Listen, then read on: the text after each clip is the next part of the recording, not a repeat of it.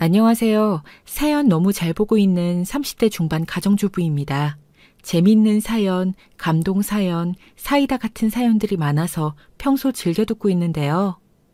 이번에는 저에게 말도 안 되는 일들이 벌어져서 사연을 안 보낼 수가 없더라고요.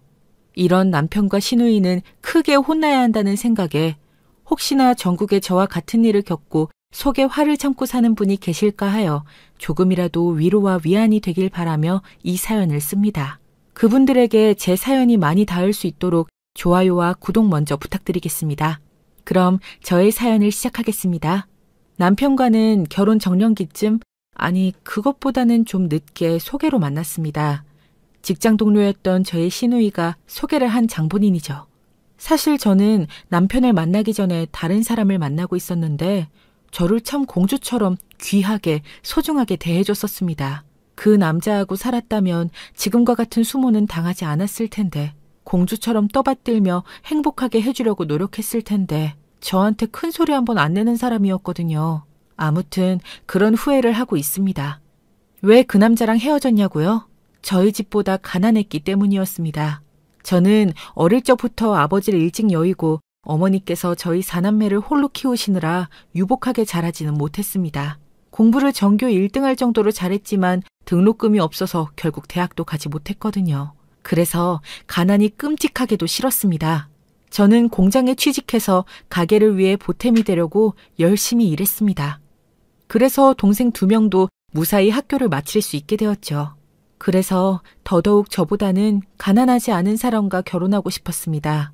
그런데 마침 직장 동료였던 시누이가 저에게 자신의 오빠를 만나보지 않겠느냐며 훅 들어온 겁니다. 선이야, 그 남자랑 헤어졌다며? 아직도 계속 쫓아오니? 아니, 회사에 찾아왔을 때 내가 쫓아냈는데 사랑한다는 편지를 써가지고 왔더라고. 마음이 아프지만 그 사람과는 결혼할 수 없어. 똑같이 불행해지는 길일까봐 두렵거든. 다른 사람 만나야지. 아이고, 그랬구나. 고생했네. 그러면 혹시 우리 오빠는 어때? 만나볼래? 내가 자리 주선할게. 우리 오빠는 서울에서 무역회사 다녀, 영업이라고. 너희 오빠를? 고마운데, 뭘 걱정해. 그냥 한 번만 만나봐. 좋은 사람이야. 내가 널 좋은 사람이라고 생각하니까 우리 오빠를 소개시켜 주려고 하지. 근데 서로 안 맞을 수도 있는 거니까 일단 만나봐. 그렇게 만나서 만약 둘이 안 만난다고 해도 나랑 너랑은 계속 직장 동료로 얼굴 볼 건데 우리 사이는 걱정 말고. 고마워. 그렇게까지 네가 말해주는데. 그래, 너희 오빠 한번 만나볼게. 좋아. 잘 생각했어. 내가 오빠한테 연락해서 만날 날 잡아놓을게. 저는 가난했던 전 남자친구를 잊고 하루빨리 벗어나고 싶은 마음에 직장 동료였던 신우이의 말에 홀랑 한번 지금의 남편을 만나보기로 결심했습니다. 그런데 남편이 너무 잘해주는 게 아니겠어요? 첫날부터 저희 집까지 바래다 주면서 저희 엄마가 빵을 좋아한다고 했던 걸 기억하고 근처 빵집에서 빵을 잔뜩 사다가 바치더라고요. 당연히 저희 엄마는 좋아하셨습니다. 듬직하다고 생각을 하신 것 같아요. 확실히 영업하는 사람이라서 그런지 몰라도 사람의 마음을 어떻게 하면 얻는지 정말 잘 알고 실천하는 똑똑한 사람이었습니다. 그렇게 제 마음도 서서히 남편에게 기울었고 유머러스하고 투박하지만 섬세한 남편과 결혼을 하게 되었습니다. 하지만 제가 정말 순진했던 것은 무턱대고 남편은 저희 집보단 가난하지 않을 거라고 믿었던 것이었습니다. 조금만 그 상황 밖에서 나와 따져보면 우리 집과 별반 다르지 않다는 것을 알 수 있었는데도 말이죠. 형편이 넉넉했다면 저와 같이 남편의 동생인 시누이가 공장을 다니며 일을 하고 있지 않았을 겁니다. 게다가 저보다 식구가 많았던 남편의 본가는 계속해서 어린 형제들을 위한 돈이 필요한 상황이었죠. 남편도 그래서 서울에서 일을 하고 있었던 거고요. 설상가상으로 결혼하고 나서 알게 된 상황이었는데 남편은 다니던 무역회사 사장이 몇 달째 월급을 주지 않다가 해외로 도주했다고 하더라고요. 그래서 예민해 있던 건지 저한테도 예민하게 굴더라고요. 그러다 결국엔 막노동판에 나가서 하루 벌고 하루 일하고 그런 삶을 살기 시작했습니다. 그래도 점차 자리를 잡더니 이제 주 6일 일하는 상황이 되었죠. 저는 이렇게 자리를 잡기까지 남편을 위해 헌신했고 갑자기 결혼 후 한 달 만에 들어선 아이를 낳고 혼자 키우느라 여념이 없었습니다. 그렇게 1년 반이 지났을까요? 신우이도 결혼할 때가 되어 열심히 살 집을 알아보고 다니더라고요. 처음에는 제가 그래도 같은 나이에 직장 동료인 친구였으니까 살 집을 알아보는데 도움을 주려고 했습니다. 그런데 남편이 아이가 아직 어리다며 집에서 아이를 잘 돌보고 있으라고 하면서 일을 빼먹고 같이 살 집을 알아보러 다니는 것입니다. 서운한 일이고 조금 과하다고는 생각했었지만 워낙 예뻐하는 동생이었으니 그러려니 하고 넘기려고 했습니다. 당신은 우리 우준이 돌봐야지. 아직 한참 어리잖아. 밖을 그러고 여러 집 구석구석 돌아다니기엔 생각을 좀 해. 아니, 나는 아가씨한테 도움을 주고 싶은 마음에 경선이가 내 친구이기도 하잖아요. 알겠어요. 그럼 당신이 잘 봐주고 와요. 당연히 그래야지. 걱정 말고 집에서 우준이 잘 돌보고 있어. 나는 경선이한테 가볼게. 오늘 늦을 거야. 먼저 저녁 먹어. 출근도 안 하는데 저녁까지 먹고 와요? 그렇게나 오래요? 집 보는 게 쉬운 일인 줄 알아. 당연히 오래 걸리지. 오랜만에 경선이 보는 김에 경선이랑 저녁 먹고 오려고 그래. 그런 줄 알고 있어. 나 간다. 나오지 마. 아니, 신우이가 무슨 숨겨놓은 애인이라도 되는 마냥 그렇게 애지중지하고 챙겨주려고 하는지 남동생 2명이 있는 저에겐 도저히 이해가 안 되는 남매였습니다. 아니, 무슨 경선이가 네 애인이라도 되냐? 라는 말이 목구멍까지 차올랐지만 안 그래도 예민한 사람인데 또 무슨 핀잔과 잔소리를 들으려고 하나 싶어서 꾹 참았습니다. 사실 제 아들 우준이를 돌보는 것만 해도 정신이 없긴 했거든요. 하도 울고 보채서 그렇게 혼자 육아를 하면서 저녁도 따로 먹고 지쳐서 잠들어 있었는데 남편이 그제서야 들어오더라고요. 일부러 자는 척을 했습니다. 그런데 제가 자는 것을 확인하고는 거실에서 하루 종일 같이 있었을 신우이랑 집에 들어와서도 또 통화를 하더군요. 뭔 일인가 싶었습니다. 그런데 그 통화 소리가 들리는 김에 들어보니 아주 가관이더군요. 충격과 공포, 두려움으로 얼룩져 머리가 띵해지는 순간이었습니다. 그때의 치욕감과 배신감, 덜덜 떨면서 저를 강타하던 제 심장 소리를 잊을 수가 없습니다. 돈은 걱정 마. 오빠가 다 알아서 해결한다고 했잖아. 아니, 새언니한테 미안해서 그러지. 어차피 담보만 받는 건데 뭘. 그 담보대출은 어차피 이 오빠가 건설 현장에서 뼈 빠지게 일한 돈으로 갚는 거니까 너무 걱정하지 말고. 새언니도 아파트 살고 싶어 했는데 내가 먼저 살게 됐네. 새언니한텐 미안하다고 전해줘, 오빠.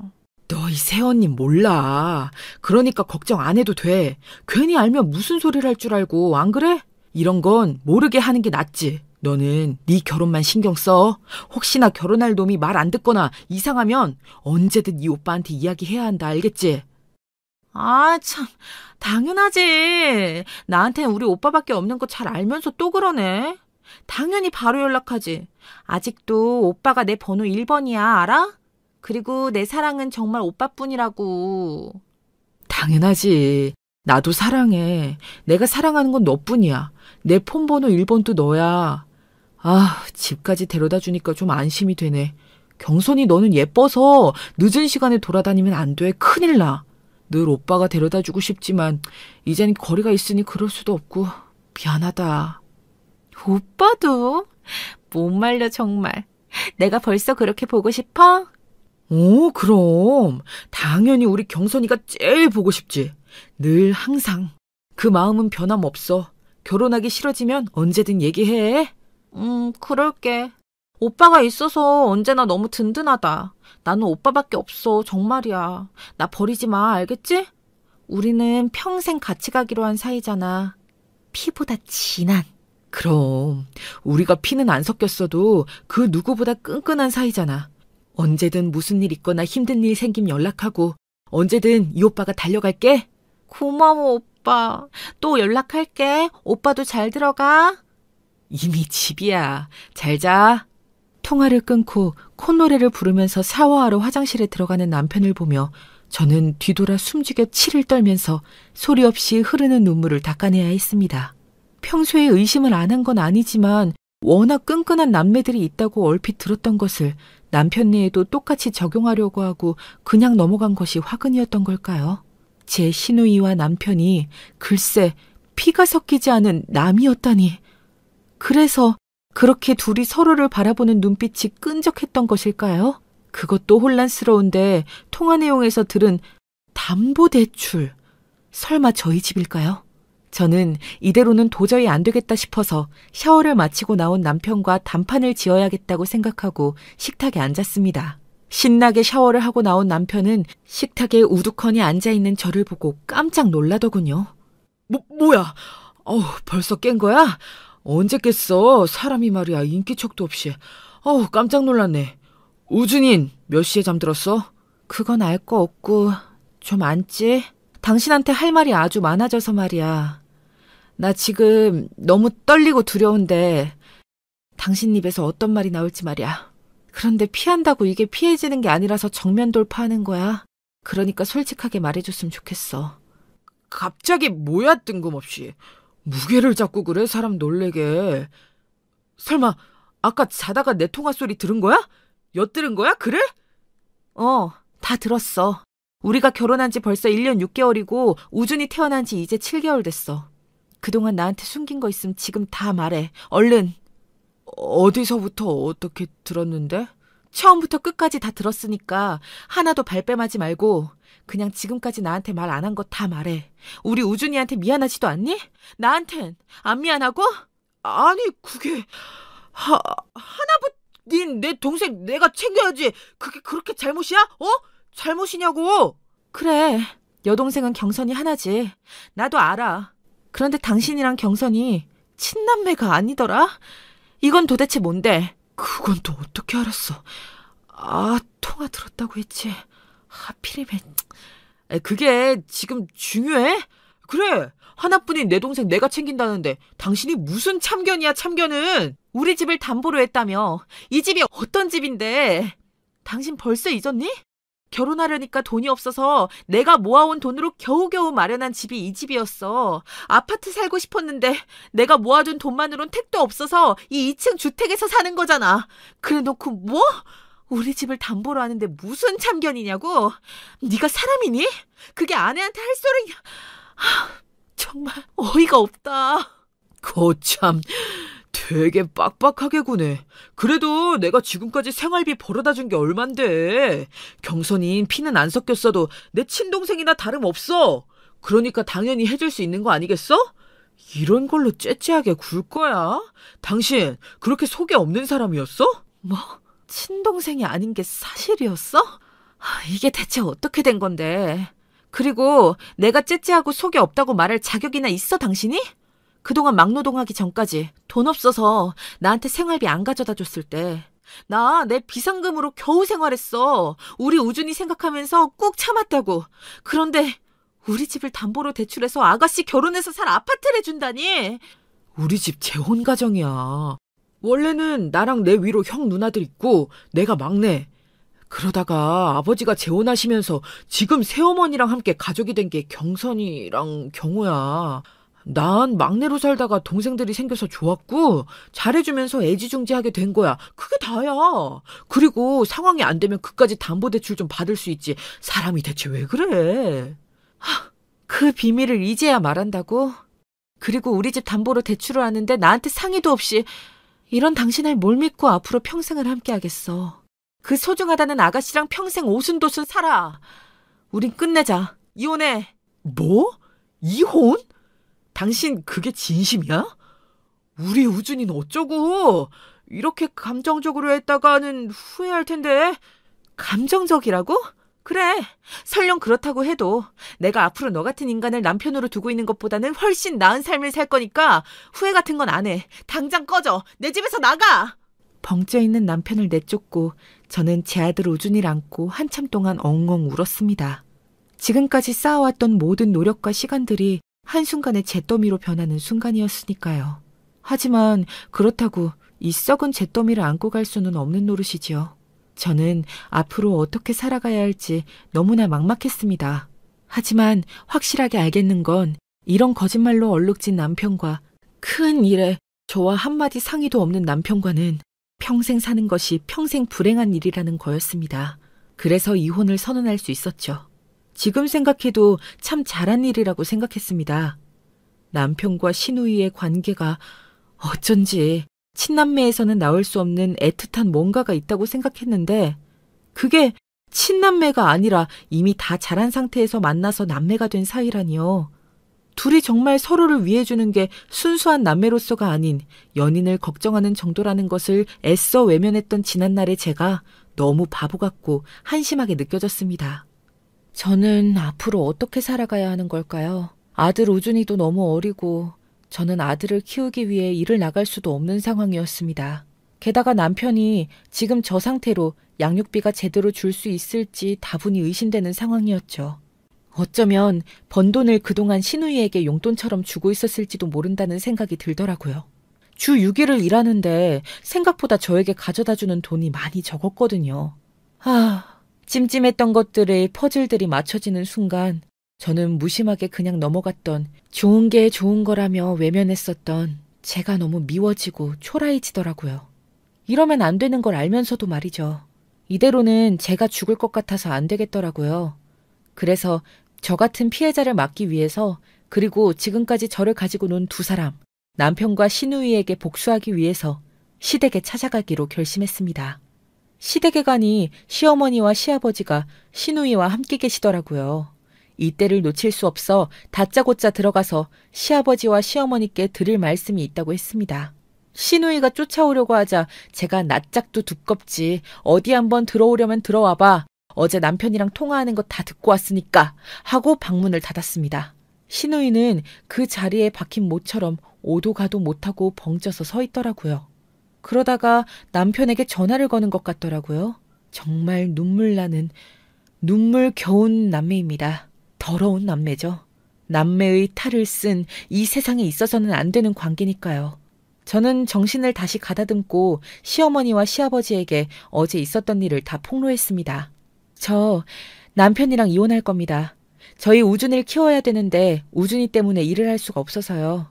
우준이 좀 당분간 맡아주세요. 이혼을 하게 된 이유는 시누이와 남편에게 들으면 아시겠지만 간략히 말씀드리자면 제 남편이 저희 집 담보로 시누이 신혼집을 아파트를 해주려고 했습니다.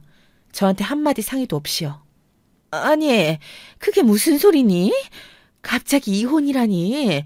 우리 경선이 신혼집을 해주는 게 뭐 그렇게 잘못됐다는 거야? 어머님께서도 그러시면 안 되는 거죠. 어머님께서 결혼 전에 미리 재혼했다는 걸 알았다면 경선이가 지금 시누이 되기 전에 사실 본인이 소개해주려는 본인의 오빠랑 사실은 친남매가 아니라는 것을 말해줬더라면 저는 아마 이 결혼 안 했을 겁니다. 그게 무슨 소리냐, 세아가.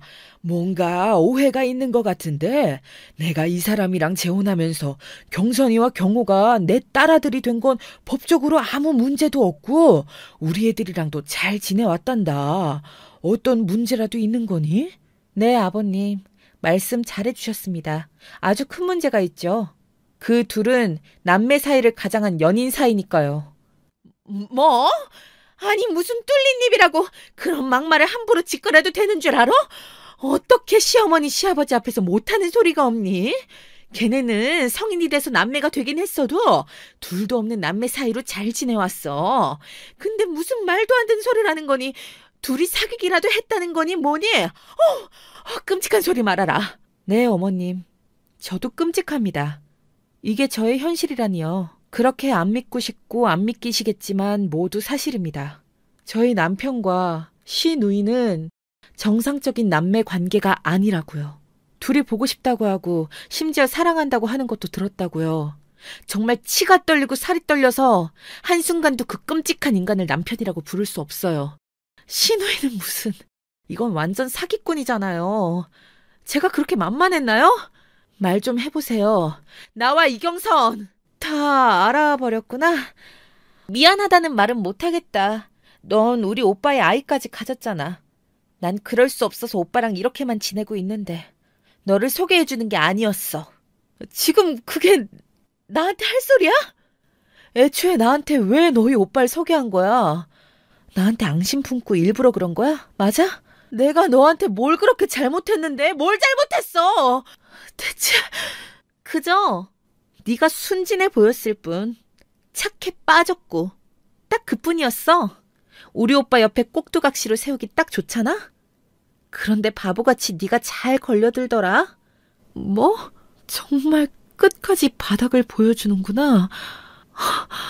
내가 우리 우준이 봐서 여기서 참는다. 그러니까 어머님, 아버님, 앞으로 애는 두 분께서 봐주셔야겠어요. 저는 생활비 다 털어서 지 동생이랑 붙어먹는 못난 남편을 둔 죄로 다시 일을 해야 하니까요. 어머님도 아버님도 그러시는 거 아닙니다. 지금까지 모르셨다는 게 말이 됩니까?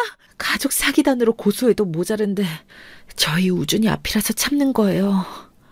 이렇게 말도 안 되는 콩가루 집안에 저라도 어른 노릇해야죠. 아이고 뒷골이야. 경선이 너 저 말이 정말 사실인 거야? 이럴 거면 왜 하필 어떻게 니네 오빠를 사랑할 수가 있어? 네가 어떻게 그래? 미안하다 세아가. 우준인 두고 가렴. 정말 미안하단다. 우리도 몰랐다. 정말이야. 어떤 말로도 위로가 안 되겠지만 내가 우선 대신 사과하마. 너도 놀랐을 텐데 얼른 가서 좀 쉬렴. 우리도 지금 들은 거 가지고 상황 파악 좀 해야겠다. 어지럽구나. 네, 아버님. 그나마 이 집구석에서 같은 사람으로서 말이 통하는 건 아버님 딱 한 사람뿐이네요. 그래도 저는 저의 길을 가야겠습니다. 이대로 저와 같은 또 다른 피해자를 만들면 안 되니까요. 선희, 너 여기까지 했으면 됐지. 또 무슨 수를 꾸미고라도 있다는 거야? 우리 엄마 아빠 놀래신 거 안 보여? 그런데 이 아수라장 난장판에 감히 우준이를 맡겨? 네가 사람이니? 사람은 경선이 네가 덜 된 것 같은데. 경선이 너야말로 사람 맞니? 여보가 어떻게 여기? 뻔뻔하게 신우이가 개소리를 시전하던 그때 참다 못한 신우이의 예비 남편분께서 들어오시더군요. 사실 제가 시댁에 오기 전에 미리 신우이 예비 남편분한테 연락을 해서 자초지종을 설명한 상태였습니다. 처음에는 도저히 못 믿겠다고 하더니 결국 제가 지금 시댁에 쳐들어갈 건데 스피커폰으로 해놓고 쳐들어갈 테니 시댁 식구들이 하는 말을 듣고 판단해보라고 제안했습니다. 당연히 승낙했고 시댁 앞에 차를 주차해놓고 저와의 스피커폰으로 계속 이 내용을 생중계로 듣고 있었던 것이었습니다. 그래서 더 이상은 못 참았겠는지 갑자기 들어와서 저 대신 저런 사이다 발언을 해줄 수 있었죠. 정말 통쾌한 순간이었습니다. 여러분이 저라면 어떤 기분이 들었을 것 같으신가요? 말로 이루 다 표현할 수가 없었습니다. 정말 하룻밤 사이에 쌓인 묵은 채증을 한 번에 뚫어주는 그런 느낌이랄까요? 그 짜릿함을 아직도 잊을 수가 없습니다. 결국 이 자초지종을 생중계로 들어버린 신우이의 예비 남편분은 파혼을 선언했습니다. 아주 쌤통이었죠. 그리고 저는 정말 억울할 뻔한 사람을 잘 살려준 거라고 생각합니다. 신우이 예비 남편분께서도 저한테 너무 고맙다고 하더라고요. 그때 가족들끼리 다 같이 상견례할 때 받아둔 명함을 잘 둔 덕분에 바로 연락할 수 있었는데 사람 일 정말 순식간에 어떻게 될지 모르더라고요. 연락처는 받으면 미리미리 정말 잘 챙겨두어야겠어요. 여보, 이거 다 오해야. 난 여보 사랑해. 나한텐 여보밖에 없어. 우리 결혼 이제 딱 2달 남았잖아. 신혼집도 다 알아놨어. 신혼집 오빠가 해준다고 해서 잠시 만났던 것뿐이야. 그게 다야. 그게 다라고. 정말 뻔뻔하기 짝이 없구나. 처음엔 안 믿었었는데 밖에서 너희 가족들이 나누는 대화 이미 다 생중계로 듣고 있었어. 듣다 보니 알겠더라고. 내가 너와 네 오빠 사이에서 평생 피해자가 될 뻔했다는 게 소름이 돋더라. 쫓아와서 이야기를 들어보길 정말 잘했다고 생각해. 우리 파혼하자. 아니, 넌 선택권이 없어. 파혼이야. 여보, 우리가 하는 말을 어떻게 다 듣고 있었는데? 말도 안 돼. 그리고 그렇다고 해도 나만 보고 우리 결혼 진행해야 되는 거 아니야? 우리 신혼집도 마련했다니까. 정신 차리려면 정말 멀었구나. 이런 너랑 내가 뭐 때문에 결혼하려고 했었는지 한심하다. 이제라도 알아서 정말 다행이지. 파혼으로 인한 손해금은 너한테 청구할게. 너한테 파혼 사유가 있는 거니까. 손해금 말고 원래 넣었던 돈은 어차피 내 돈이라 딱 내가 손해본 만큼만 청구할게. 난 그 정도 양심은 있는 사람이니까. 그런데 경선이 너는 양심이 참 없네. 안 돼. 가지 마. 내가 잘못했다니까. 왜 자꾸 우리 끝이라고 파혼한다고 그래? 난 같이 결혼할 거야. 할 거라고. 내가 어떻게 오빠를 구워 삶아서 그 집을 구한 건데. 그게 무슨 소리야? 나한테 진심이 아니었어? 고작 그 신혼집 때문에 나한테 일부러 더 그런 거였어? 제가 시댁에 쳐들어오고 난 후 겁이 났는지 저희 남편한테도 신우이가 연락했나 봅니다. 한 발 늦게 도착한 남편은 그동안 무슨 일이 일어났는지도 모르고 그저 신우이가 자기를 일부러 꼬여냈다는 그 사실에만 꽂혀서 이성을 잃었더군요. 이런 정말 멍청한 놈이 또 있을 수가 있을까요? 그게 제 남편이라니 수치스러워서 딱 죽겠습니다. 남편이 제 신우이를 별로 예쁘지도 않은데 대체 뭐에 빠진 건지. 아, 이제 와서 생각해보니 그 여우 같은 성격 때문일 수도 있겠네요. 어쨌든 저는 그 둘의 서사에 별로 관심도 없고 알고 싶지도 않았는데 남편의 처절한 말들 때문에 확실히 알게 되었습니다. 남편은 신우이에게 이용당하고 있던 사람이더라고요. 물론 옳지 않은 일이기에 남편에 대한 측은지심이나 동정심은 전혀 없습니다. 그렇게 자신이 좋아하는 신우이가 소개해준 저에게 최대한 억지로 잘해주려고 한 게 화가 날 뿐. 그리고 저는 그 억지로 잘해주는 행동을 모두 진심으로 믿어버렸다는 게 그게 너무 억울하고 화가 나더라고요. 오빠는 왜 이제야 나타나서? 오빠는 세원이나 좀 치워봐. 그게 지금 중요한 게 아니잖아. 아니, 지금 딱 말해. 나야 이 자식이야. 정말 다들 왜 이래? 내가 뭘 잘못했는데? 오빠가 해주고 싶어서 해준 거 아니었어? 신혼집 해주고 싶었다며. 그래서 받은 게 그게 왜? 내가 나빠? 난 너한테 진심이었어. 경선이 너를 처음 봤을 때부터. 진짜 꼴값들 그만 떠시고 눈꼴 시렵고 더러워서 못 봐주겠네. 그놈의 순정파놀이 하시려면 둘이 나가서 하시고 놀란 어머님 아버님은 보이지도 않나 보네. 아주 그냥 둘만의 세상이길 바라나 보지? 그런데 어쩌나 경선이는 나름 자기 예비 남편한테 약간은 진심이었나 봐. 이제 이 사람 마음이 어떻든 상관없습니다. 같이 나가시죠. 이 지긋지긋한 가족과는 1분 1초도 같이 있을 수 없으니까요. 그럴까요? 얼른 나가보죠. 더 이상 있는 건 정상인인 저희한테 손해겠네요. 그렇게 저는 얼떨결에 신우이 예비 남편과 같이 시댁을 빠져나와 그의 차를 타고 집으로 이동했습니다. 신우이 예비 남편분은 상심이 크실 만도 한데 오히려 저보다도 더 멀쩡하신 것 같더라고요. 그 모습이 신기하기도 하고 한편으론 짠하기도 해서 저도 힘들었지만 말을 걸었습니다. 어찌되었든 제가 알렸기 때문에 그 이상한 신우이와 남편의 가족이 되지 않게 된 것이니까요. 일말의 책임감 때문이었다고 해야겠습니다. 저 괜찮으세요? 아까부터 말씀이 없으시길래 괜히 저 때문에 곤란하셨을까봐. 물론 그 집안의 사위가 되는 건 제가 구해드렸지만요. 아, 네. 매우 괜찮습니다. 오히려 홀가분한걸요. 저도 사실은 자꾸 경선이가 오빠분이랑 연락을 하길래 수상하다고 생각은 하긴 했었습니다. 하지만 저는 경선이란 사람 자체를 엄청 좋아한다기보다는 경선이가 저를 쫓아다녀서 결혼까지 가게 된 케이스라 별로 위기의식도 없었고 오히려 무관심했던 것 같습니다. 아, 또 그런 사연이 있으셨군요. 몰랐습니다. 그러면 이제는 어떤 마음이 드시는지 궁금해요. 덕분에 알게 돼서 다행이죠. 저도 그 오빠분이랑 경선이랑 그렇고 그런 사이인 걸 알았다면 절대 결혼을 결심하지 않았을 거니까요. 그나저나 저보다는 더 상심이 크실 텐데 저를 걱정해 주시고 배려해 주셔서 감사합니다. 아니에요. 할 일을 했을 뿐인걸요. 처음에는 믿지 않겠다고 하셔서 당황했었는데 그래도 이렇게 알게 되셔서 정말 다행입니다. 좋은 새로운 사람 만나셨으면 좋겠어요. 저야 뭐 세상엔 좋은 사람이 널렸다고 생각합니다. 다만 인연이 연인으로 발전하는 건 또 다른 문제겠지요. 가난한 거는 같이 열심히 돈 벌면서 노력하면 극복할 수 있지만 이렇게 시작부터 뒤틀린 건 싹을 잘라내는 게 맞는 것일 테니까요. 네, 정말 공감해요. 그래서 저도 이 사실을 알게 된 어제 바로 남편한테 이혼 선언했습니다. 그렇게 하길 정말 잘한 것 같아요. 네, 정말 잘하신 겁니다. 벌써 도착을 했네요. 아무쪼록 컨디션 잘 챙기시고 앞으로는 행복한 일이 가득하시길 바라겠습니다.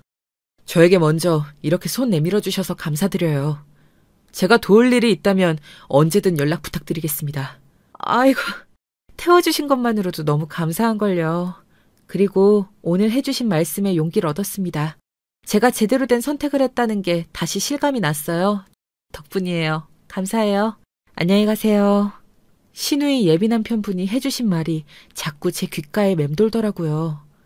가난한 거는 같이 열심히 돈 벌면서 노력하면 극복할 수 있지만 이렇게 시작부터 뒤틀린 건 싹을 잘라내는 게 맞는 것이다라는 이 말은 결혼 전에 저와 결혼 후 지금의 저를 관통하는 한 문장인 것 같았습니다. 그리고는 다시 후회에 잠겼었죠. 제가 너무 눈앞의 상황만 보고 가난하다는 이유로 전 남자친구를 매몰차게 거절했던 것이 아닌가. 그 전 남자친구에게 너무 미안해졌고 용기 내지 못했던 제가 너무 미워졌습니다.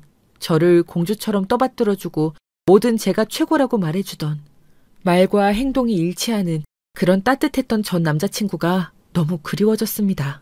그리고 또 제가 이렇게 남편과는 시누이 때문에 시작부터 뒤틀린 관계였다는 걸 알아차린 순간 싹을 잘라내는 이혼이라는 결심을 한 것이 참 잘했다는 다행이라는 생각이 들었습니다.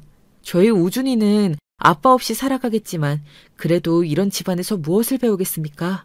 저는 제 선택이 정말 옳았다고 생각합니다. 그 후로 생계를 유지하기 위해 새롭게 들어간 직장에는 우연히도 전 남자친구가 이직한 곳으로 같은 부서로 일하게 되었습니다. 저는 너무 불편하고 얼굴을 보기가 민망해서 다른 곳으로 옮길까 고민했는데 저의 난색한 얼굴 표정을 보고 저에게 문자를 보냈더라고요. 점심시간에 잠시 따로 만나서 이야기하자고요. 제가 전 남자친구 때문에 불편해서 이 직장을 다니지 않으려고 할까봐 만나자고 한 게 눈에 훤했습니다. 전 남자친구는 그렇게 늘 저를 먼저 배려해주는 착하디 착한 사람이었거든요. 가시밭길 갔던 오전이 지나고 드디어 점심시간이 되었습니다. 아직 전 남자친구는 여전히 반듯하고 바르고 착하고 배려심 넘치는 사람이었습니다. 남자친구는 왜인지 모르게 아직 만나는 사람이 없는 듯 했습니다. 점심 전에 같이 일하게 된 부서 사람들이 전 남자친구에 대해 왜 아직 말짱한데 장가도 안 가고 여자친구도 안 사귀는지 모르겠다고 아깝고 아쉽고 뭐 그런 이야기들을 주고받더라고요. 약간의 궁금증과 또 거절했다는 미안함이 뒤섞여서 한참을 망설이다 결국 점심시간을 이용해서 전 남자친구를 만나러 갔습니다. 오래 기다렸어? 내가 늦었지. 미안. 생각 정리 좀 하느라고. 불편할 거 알아. 내가 오늘 사정이 생겨서 그만둔다고 할게. 그런 말 하지 마. 내가 너 그럴까봐 부른 거 다 알잖아. 난 아직 너에 대한 마음 그대로야. 밉지도 않고. 오히려 계속 보고 싶었어. 네가 그렇게 번갯불에 콩 구워 먹듯이 홀랑 결혼하고 아이까지 낳고 그러는 동안 나는 여전히 네가 그리워서 괴로워했어. 추억 속에 살았어. 그런데 꿈인지 생시인지 네가 내 앞에 나타난 거야. 난 이제 더 이상 널 놓치긴 싫어. 알아, 석호 씨 그대로인 거. 너무 내가 미안할 정도로 그대로인 거. 난 염치가 없어. 석호 씨한테 돌아갈 명분도 없고.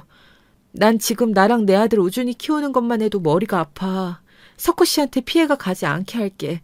석호 씨가 상관없다고 하면 나 여기 계속 다닐 거야. 그치만 내 얼굴 보기 힘들다면 지금 이야기해줘. 다른 자리 알아보면 돼. 난 괜찮아. 그리고 미안해. 미안해 하지마 바보야. 난 아직 너밖에 없는데 왜 이렇게 내 맘을 너만 몰라주니. 나 그동안 많이 생각해봤어. 그리고 하나뿐인 어머니 병간호하느라 들어간 돈들 그러느라 늘 풍족하지 못했던 너와의 데이트가 후회가 되더라. 더 잘해줬더라면. 늘 그런 안타까움만 있었어. 하지만 지금 이렇게 너와 다시 마주한 게 정말 꿈만 같아. 아까 회사 사람들이랑 이야기하는 거 들었어. 이혼했다고. 나에게 한 번만 더 기회를 주면 안 될까? 난 그럴 자격이 없는 사람이야, 석호 씨. 날 왜 이렇게 나쁜 사람 만들려고 그래. 이러는 내 마음도 편하지 않아. 그리고 석호 씨랑 데이트 전혀 부족하지 않았어. 오히려 넘쳤고 내가 석호 씨랑 헤어진 건 정말 바보 같고 속물 같게도 가난이 싫었기 때문이야. 어머님 누워 계시고 석호 씨가 버는 족족 들어가는데 난 그렇게 살 자신이 없었어. 나도 어릴 적부터 가난하게 자라왔거든. 이제야 솔직하게 말하는 건데 이게 석호 씨한테 상처를 줄 수도 있는 걸 알면서도 이렇게 말을 해줘야 석호 씨도 나 같은 거한테 정 떼고 새 출발할 수 있을 것 같아서 말해주는 거야. 그런 거였으면 진작에 말하지 그랬어. 바보야. 우리 어머니 작년에 돌아가셨어. 엄청 힘들었는데 어머니가 그러시더라. 선이 너 왜 안 오냐고. 본인 때문에 나랑 너랑 결혼 못하면 안 되는데 걱정된다고. 보험 들어놓은 것도 있고 그래서 본인이 죽고 나면 아무 문제 없을 거라고. 그 어린 게 걱정이 많을 것 같다고. 그러다가 돌아가셨어. 어머니는 널 좋게 보셨다는 걸 알려주고 싶어. 난 그리고 내가 너였어도 똑같이 그런 고민이 들 수 있었을 것 같아. 그 상황에 너한테 확신을 줬어야 되는데 지레 겁먹고 도망치게 해서 미안해. 이제라도 다시 와줄 수 있겠니? 어머니 너무 죄송해서 어떡해. 난 그런 것도 모르고 어머님 마음도 모르고 그런 걱정이나 하고 석호 씨한테 그런 상처를 주고 내가 너무 밉다. 시간을 되돌리고 싶어 정말. 나는 정말 다 괜찮아. 난 네가 다시 돌아와 준다면 다시 행복해질 수 있을 거야. 아니, 이미 행복해. 널 이렇게 다시 마주하고 있잖아. 나를 외면하지 않고 다시 이렇게 와주어서 난 너무 고마워. 고마워. 미안하고 사랑해 석호 씨. 전 남자친구 어머님께서 남기신 말씀을 해주자 저는 폭포수처럼 눈물을 쏟아낼 수밖에 없었습니다.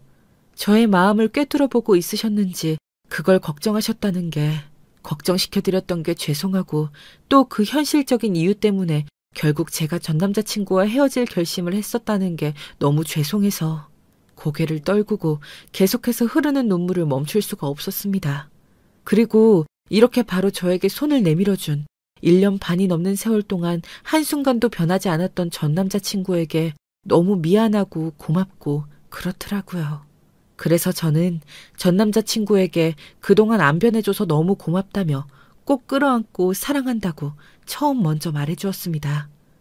그렇게 저와 전 남자친구는 다시 연인 사이가 되었고 회사에서는 비밀로 사내 연애를 즐기고 있습니다. 물론 저는 여전히 저희 아들 우준이를 위해 시댁과 저희 친정에 번갈아가며 맡겨놓고 퇴근하고는 우준이를 데리러 갑니다. 시댁에 갈 때마다 껄끄럽지만 그래도 우준이에게서 할머니 할아버지까지 뺏는 건 아니라고 생각해서 내린 결정이었습니다. 제가 회사 생활을 하면서 돈을 벌려면 그 시간 동안에는 우준이를 봐줄 분들이 필요했으니까요. 저희 엄마는 몸이 아프셔서 오래 돌봐주시기 어렵거든요. 그래도 빨리 조퇴할 수 있는 날이나 외근이 가능한 날에는 일부러 친정에 맡겨서 일찍 우준이를 픽업해 갑니다. 늘 전 남자친구, 아니죠. 이제 저의 현 남자친구가 함께 해줘서 그렇게 힘들진 않습니다. 이렇게 전 남자친구를 우연히 직장에서 다시 만나고 아직 저에 대한 마음이 변하지 않았다는 게 너무 고맙고 말도 안 되는 일이라고 생각했지만 저에게 넝쿨째 굴러온 행복을 당장에 제가 불안하다고 해서 외면하는 건 아니라고 생각합니다. 염치 없어도 저의 행복이 보장되어 있고 또 그 사람도 저 때문에 행복할 수 있다고 하면 망설일 이유가 없다고 생각해요. 제가 남편과 신우이의 부적절한 관계를 알고 남편이 저 몰래 저희 집을 담보로 신우이의 신혼집을 해줬을 때 놀라 뒤집어져 쓰러질 뻔했지만 정신을 부여잡고 바로 이혼을 선언한 것은 정말 잘한 일이라고 생각합니다. 여러분, 아닌 건 아닌 거잖아요? 참고 살면 속에 병만 키우는 일입니다. 그래서 바로 신우이 예비 남편에게 찾아가서 파혼을 하게 한 것은 시어머니와 시아버지에게 남편과 신우이의 부적절한 관계를 알려버리면서 복수한 것은 제가 머리털 나고 가장 잘한 통쾌하고도 마땅한 복수였다고 생각합니다. 지금 저는 현 남자친구와 다시 만나고 우준이와 함께 너무나 행복합니다. 우준이도 현 남자친구를 아빠처럼 잘 따르더라고요. 정말 다행이죠.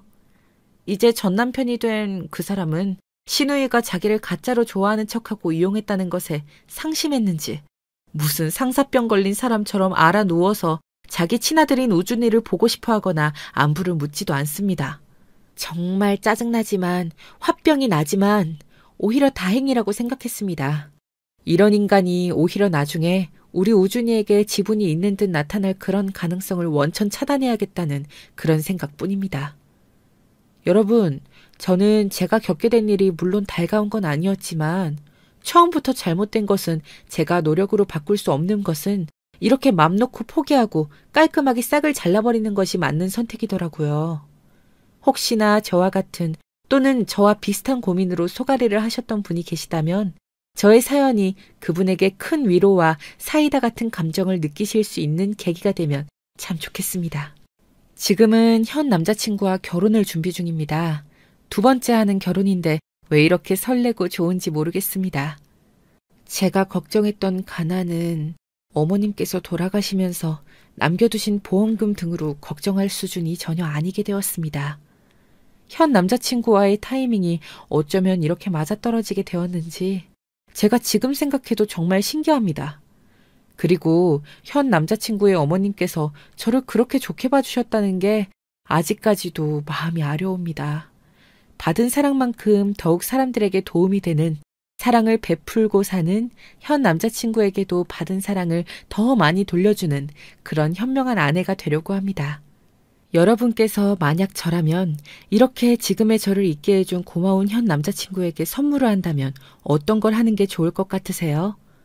이 사람은 크게 사치하는 것들이 없고 제가 주면 다 좋다고 가지고 싶은 게 없다고 하는데 저는 다시 만난 이 사람과 앞으로도 잘 살아보고 싶어서 그리고 저한테 다시 손을 내밀어줘서 고맙다는 의미로 작은 선물이라도 하고 싶거든요. 혹시 좋은 선물 아이디어가 있는 분들께서는 댓글로 꼭 남겨주세요. 참고해서 그 고마운 사람에게 좋은 선물 하도록 하겠습니다. 이 사연이 만약 선정돼서 올라간다면 저희 현 남자친구와 같이 한번 다시 들어보려고 해요. 이 내용을 다 알고 있는 현 남자친구이지만 이렇게 올라가서 같이 들으면 또 색다를 것 같다고 현 남자친구가 먼저 이야기해 주더라고요. 저희 현 남자친구에게 그래서 더 말해야겠습니다. 정말 많이 사랑한다고요. 함께 해줘서 옆에 있어줘서 너무 고맙다고요. 평생 저도 옆에서 석호 씨만 바라보는 아내가 되겠다고요. 곧 결혼식이 다가오는데 그 전에 사연이 선정돼서 많은 분들에게 전해졌으면 좋겠습니다. 저희 커플을 응원해주시는 마음이 드는 분들께서는 댓글로 축하 댓글 남겨주시면 너무나 큰 응원이, 큰 힘이 될 것 같습니다. 다시 한번 말씀드리지만 저는 전 남편과의 이혼을 너무나 잘한 일이라고 생각합니다. 여러분 아닌 건 아닌 거 아시죠? 저희 사연을 듣고 복수나 이혼을 망설이고 계신 분들이 많으시다면 용기와 응원을 얻어서 꼭 성공하시길 바라겠습니다. 인생이 달라지고 하루하루가 달라집니다. 정말이에요. 저와 제 현 남자친구가 이렇게 행복하게 잘 지내면서 다시 결혼을 꿈꾸게 된 것도 그 앞단에 이혼의 결심이 없었다면 불가능해졌던 일입니다. 사람 인연은 정말 어떻게 될지 모르는 것이었으니까요. 무조건 참지 마시고 꼭 용기 내서 원하시는 바를 꼭 이루셨으면 좋겠습니다. 제가 늘 응원하겠습니다. 사연 들어주셔서 진심으로 감사드립니다. 댓글 남겨주시면 정말 꼼꼼하게 읽어볼게요. 좋은 하루 보내세요. 이렇게 만나 뵙게 되어 반갑습니다. 저는 환갑을 향해 달려가는 중인 기혼 여성입니다. 평소 글과는 담을 쌓고 지내면서 자음과 모음을 잊어버릴 정도였는데 이렇게 오랜만에 펜을 드네요. 며칠 밤은 이 글을 몇 번이나 지우고 덧쓰면서 보내게 될 것 같습니다. 제 이야기는 사실 별게 아닙니다. 사람 사는 이야기는 다 비슷하니까요. 그렇지만 제 스스로 꼭 기억하고 반성하기 위해서 또한 위로가 되어주기 위해서 기록하는 이야기입니다. 이 사연이 또 다른 누군가에게도 행동의 이유와 계기가 될 수 있다면 그걸로 의미는 충분할 것 같네요. 저에게 누군가 세상에서 가장 소중한 게 있냐고 물으면 가슴으로 키우고 마음으로 보내준 내 자식, 내 아들, 내 아이, 그토록 찾아 헤맸던 내가 살아가는 이유이자 삶의 의미, 그 아이를 품에 안기까지는 절대로 평탄치 않았습니다. 전 태어날 때부터 몸이 많이 약했습니다. 어머니 말로는 어릴 적에 한번 크게 열이 올랐었는데 그때 이후로 힘도 잘 못 쓰고 걸핏하면 툭툭 쓰러졌다고 하더라고요. 애한테 좋다는 약을 지어오고 매 끼마다 죽을 해 먹였는데도 다 뱉어내고 아무런 효과가 없었대요. 물도 못 받아 먹을 정도였다고 하니 정말 사지를 오가는 그런 상태였던 거죠.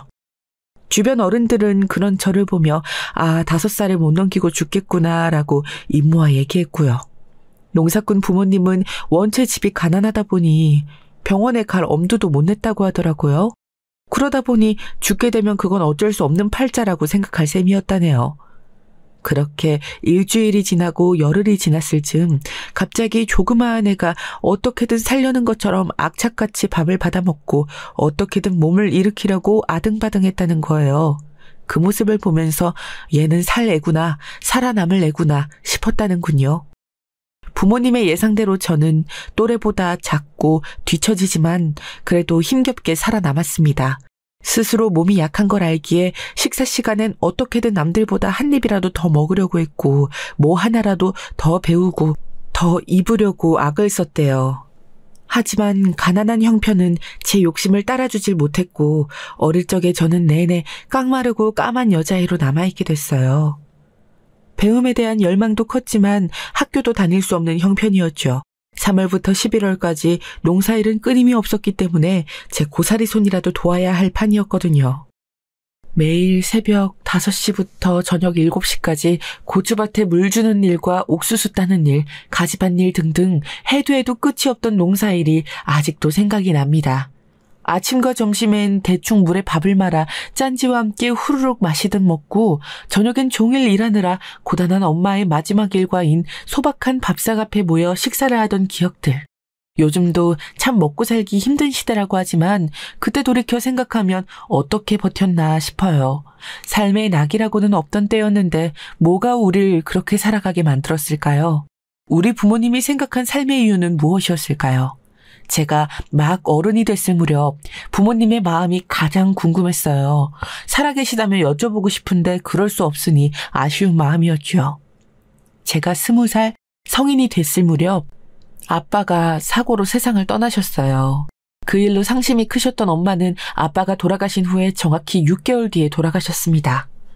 다들 엄마가 지병이 있어서 돌아가신 거라고 했지만 저는 그렇게 생각 안 했어요. 아빠가 떠난 뒤 엄마는 마음의 병을 크게 앓았습니다. 서울에서 나고 자랐지만 농사일을 하는 아빠를 따라 시골로 왔던 엄마인데 아빠가 갑작스레 돌아가시니 너무나 막막하고 암담했을 거예요. 밤마다 한숨도 못 자고 눈물 흘리던 엄마의 한탄이 아직도 제 귀에 선하거든요. 그렇게 조금씩 몸이 메말라가고 마음이 굳어지다가 결국 돌아가신 거라고, 결국 아빠 곁으로 가신 거라고 전 생각해요. 그래서 엄마가 떠날 때 눈물을 참을 수 있었어요. 남들은 독하다고 욕했지만 저는 엄마가 아빠 곁에서 더 행복할 거라 믿었거든요. 저라는 짐에서 벗어나 하늘에서는 부디 편안히 쉴 수 있기를 바라면서요. 그 뒤로 저는 친척 집에서 생활하게 됐습니다. 이모 집이었는데 바로 부산이었죠. 경기도 산골짜기 마을과는 전혀 다른 곳이었어요. 생선가게를 하는 이모 밑에서 일하며 저를 거두어준 이모에게 은혜를 갚기 위해 열심히 노력했어요. 이모는 무심하고 냉정한 성격이었지만 그래도 저를 살뜰히 챙겨주는 분이었습니다. 이모와 생활한 지 몇 년이 지나서야 들을 수 있었던 얘기가 있었어요. 바로 엄마에 대한 이야기였죠. 그때까지 이모는 엄마나 아빠에 대한 이야기를 일절하지 않았었거든요. 궁금해도 물어볼 수가 없었어요. 일부러 얘기하지 않는 것 같아서요. 그렇게 몇 년이 지나서야 이모도 저에 대한 믿음이 생긴 건지 아니면 저를 보며 엄마 생각이 난 건지 입을 여셨죠. 이모에게 엄마는 저와 같은 존재였었대요. 이모와 엄마는 7살 차이가 나서 차이가 큰 편이었는데 그 때문에 이모가 거의 엄마를 키우다시피 했다네요. 엄마도 태어날 때부터 몸이 허약했고 밥도 잘 안 먹어서 걱정이 늘 컸대요. 그런 엄마가 성인이 되어서 갑자기 시골에 사는 청년한테 시집을 가겠다 하니 식구들 전부 안 된다고 뜯어말리면서 엄마가 시골에 가서 할 수 있는 게 뭐가 있냐고 농사일을 할 수 있는 몸이 아니라고 했대요. 그런데도 엄마의 고집을 꺾을 순 없었던 거죠. 엄마는 진심으로 아빠를 사랑해서 그게 농촌이든 산골짜기이든 상관없던 거예요. 그 말을 듣자 엄마와 아빠는 그 이후로 친정 식구들과 연락을 끊다시피 했고 20년이 흘러서야 듣게 된 엄마의 소식이 부고였던 겁니다. 이모는 혼자 상주를 선 절 보면서 어떻게든 저와 함께 해야겠다는 생각이 들었대요. 그래야 엄마에게 대한 미안함, 책임감, 그리움을 거둘 수 있을 것 같다는 마음이었다네요. 저도 이모와 함께하는 게 좋았어요. 그렇게라도 엄마의 빈자리와 공허한 마음을 채우고 싶었거든요. 그렇게 이모와 저는 서로에게 의지하며 나아가는 가족이 되었습니다. 이모는 가게 일을 돕던 저에게 검정고시를 봐서 학교 졸업장이라도 얻는 게 어떠냐고 하셨죠. 전 단박에 싫다고 했어요. 그때의 저는 새로운 일을 하는 것보다 저의 일, 안정적인 하루 일과를 갖는 게 더 중요했어요. 이모의 가게 일은 이제 제 일이니 일을 더 잘하고 싶었고 다른 건 아무래도 상관없었죠. 그런데 나이가 1살, 2살 더 들수록 배움에 대한 열망이 다시 피어오르기 시작했어요. 일이 안정돼서 그런 걸까요?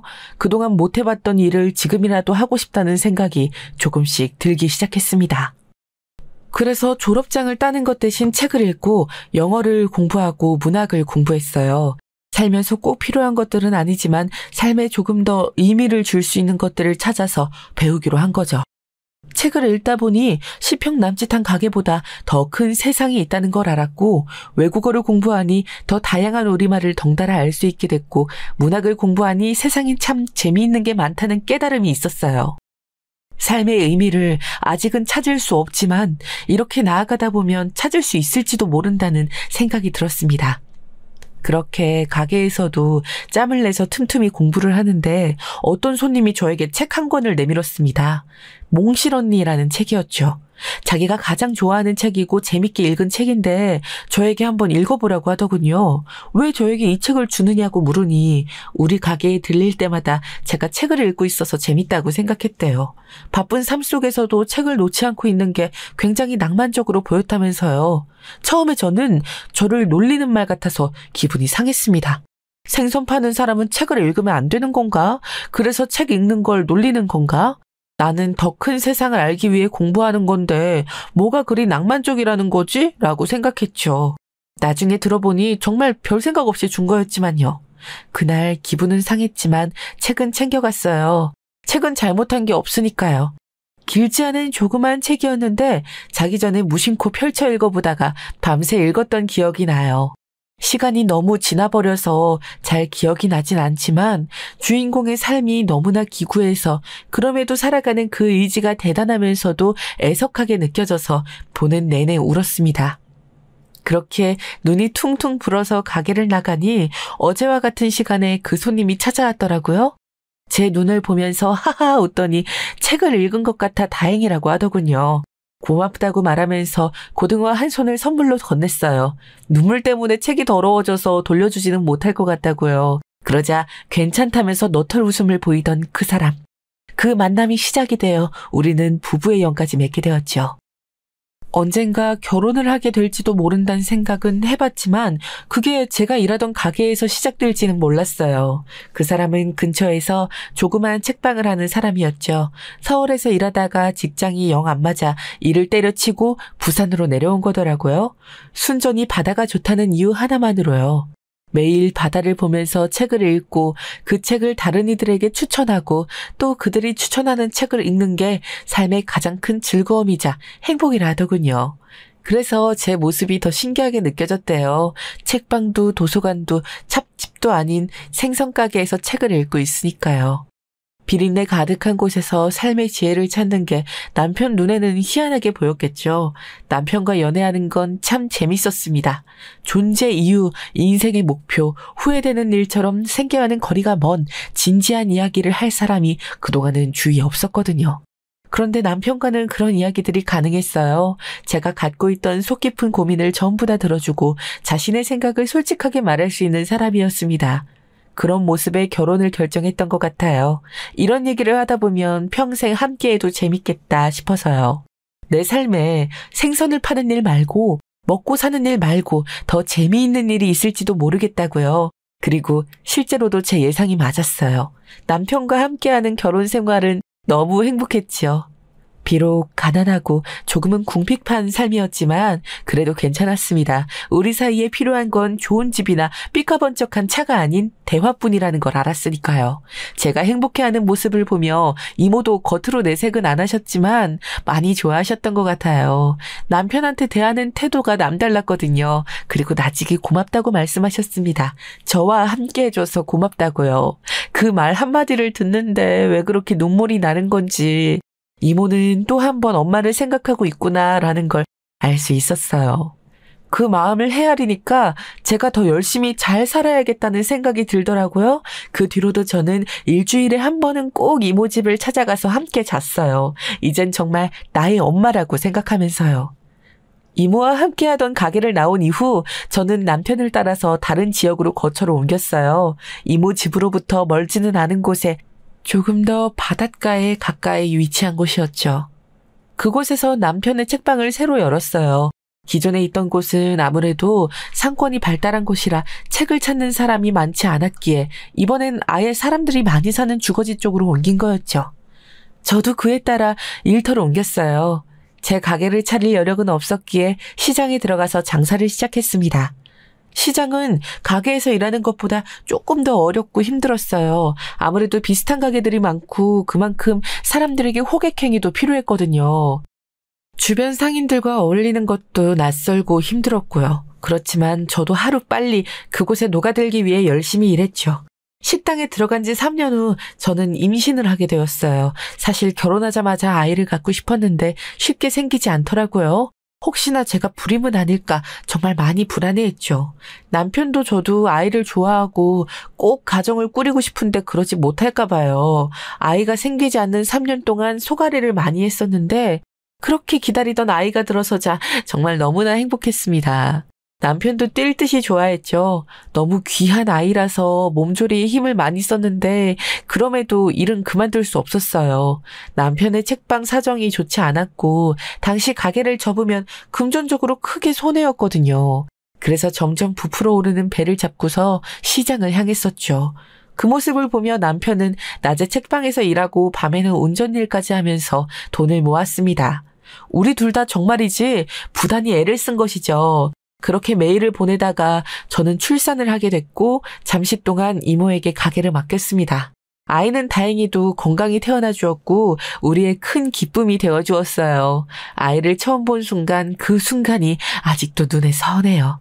생긴 건 정말 쭈글쭈글 못생겼는데 이상하게 빛이 나는 듯한 그런 느낌?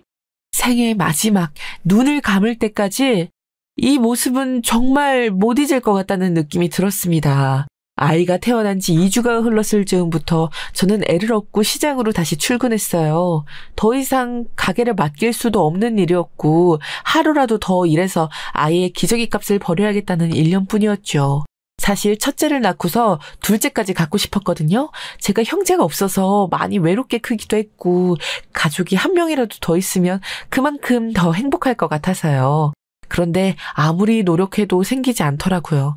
병원에 가보니 첫째를 낳은 것만 해도 기적이라면서 둘째는 생각하지 말라더군요.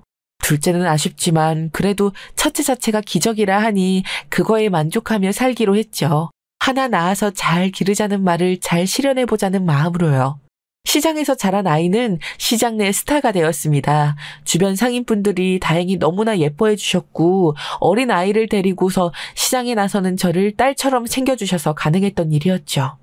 아이는 어른들이 주는 간식을 떠끔떠끔 받아먹으며 쑥쑥 자랐고 어느새 학교에 갈 나이가 되었습니다. 그러고 보면 아이들은 어릴 적부터 책임감이 강했던 편이었어요.